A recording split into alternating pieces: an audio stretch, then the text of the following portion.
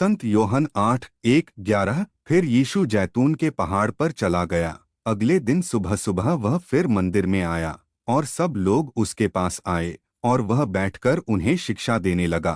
तब शास्त्री और फरीसी एक स्त्री को पकड़ लाए जो व्यभिचार करते हुए पकड़ी गई थी और उसे बीच में खड़ा कर दिया। उन्होंने यीशु से कहा, गुरु, यह स्त्री व्यभिचार करते हुए पकड़ी गई है। व्यवस्था में मूसा ने हमें आज्ञा दी है कि ऐसी स्त्रियों को पत्थरवाह किया जाए। सो तू इस विषय में क्या कहता है? उन्होंने यह बात उसे परखने के लिए कही थी कि उसे फंसा सकें। लेकिन यीशु झुककर उंगली से भूमि पर लिखने लगा।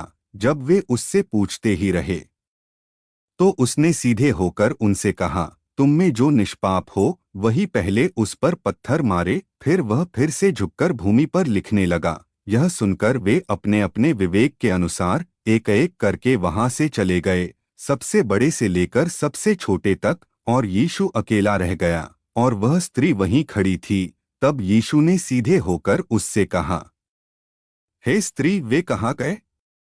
क्या किसी ने तुझे दंड नहीं दिया? उसने कहा, हे प्रभु, किसी ने नहीं। तब यीशु ने कहा, मैं भी तुझे दंड नहीं देता, जा और अब से फिर पाप न करना। यह सुसमाचार यीशु की करुणा, दया और न्याय का अद्भुत उदाहरण है। प्रभु ने न केवल उस स्त्री को क्षमा किया बल्कि उसे एक नया जीवन जीने का अवसर भी दिया।